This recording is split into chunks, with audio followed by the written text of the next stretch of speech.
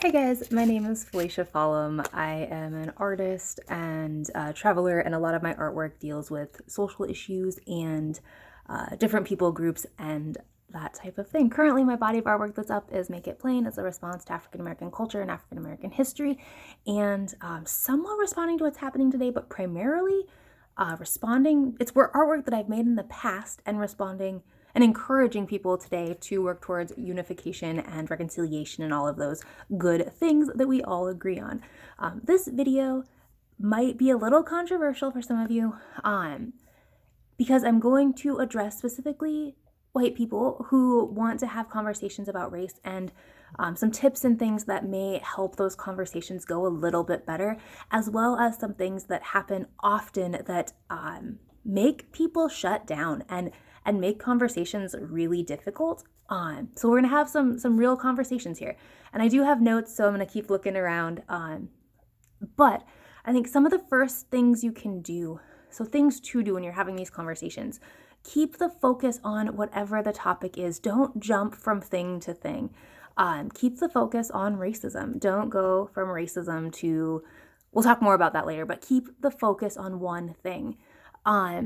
Also, when you're listening, these are pretty genuine listening skills, but when you're listening, reflect the emotions that people are telling you. So like if someone's telling you a story of one time when they experienced racism, say like, respond with, "Oh, that's hard," or if they're saying it hurt, or I was embarrassed, or I was scared, like, yeah, that does sound scary. Reflect those things back.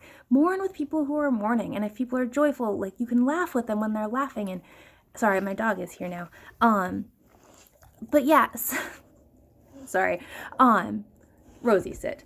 But when you're working with people, make sure that you are responding to them. You're not interjecting your own ideas or your disgust or whatever thing is going on in the back of your head. Like, it is your job at this point to be listening.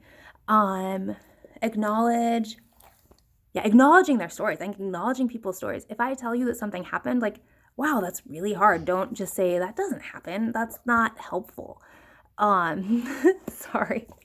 Another thing, admit that you might not understand, that you probably haven't had the same experience. Unless there's very few situations where sharing your experience when it's not the same will actually help.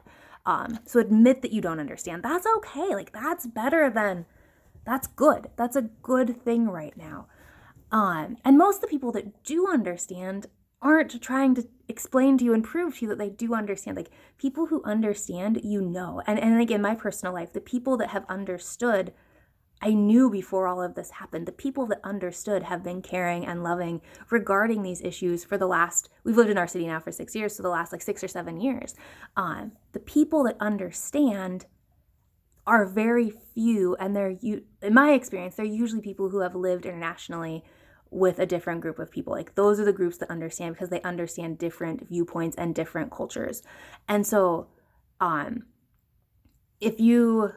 people, when they're trying to prove that they understand, usually that's a sign that they don't actually understand. So I know that sounds but yeah, admit that you don't understand if you don't understand. And here's some don'ts, things to not do, things that I get angry about, that are hurtful, even if they're not meant to be, that come off completely wrong and just will most likely not help the situation. So if I'm telling a story and you say, "Oh, I understand, I had something similar," or "I understand I had a discrimination issue, like I was discriminated against, or the police officers pulled me over, I got a ticket once." All of those things are things that different people have said to me recently, and they're not helpful.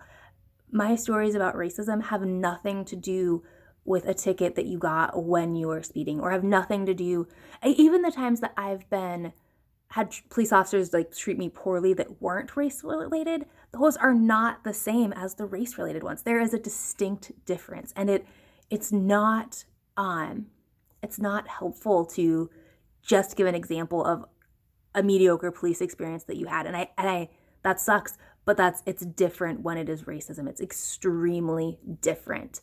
I don't actually know what that one says, so I apologize.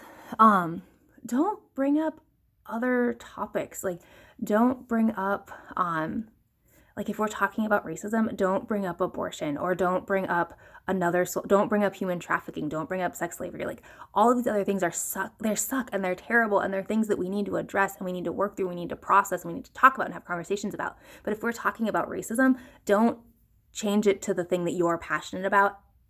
It's two separate conversations. Keep them separate. Changing it diminishes the conversation. It diminishes the person that's trying to explain racism to you. Don't change the subject.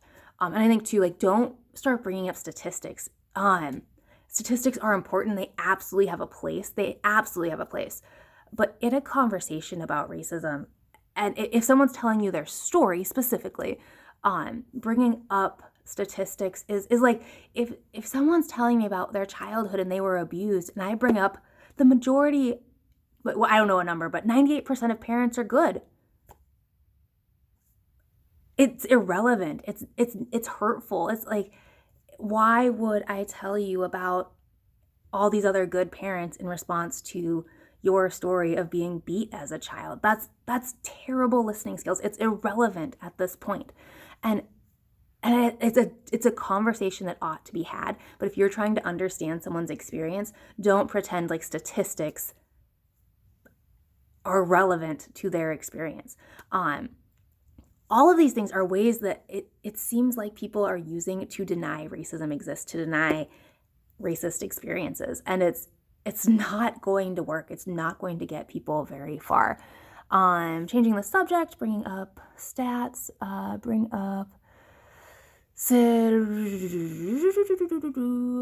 yeah, so I think those are the biggest things. The biggest things are basic listening skills.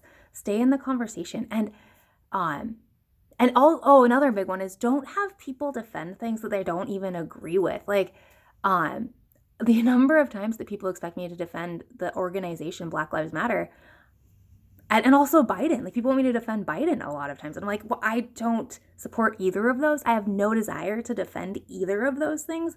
No, I'm not going to defend them. I am saying that racism is bad.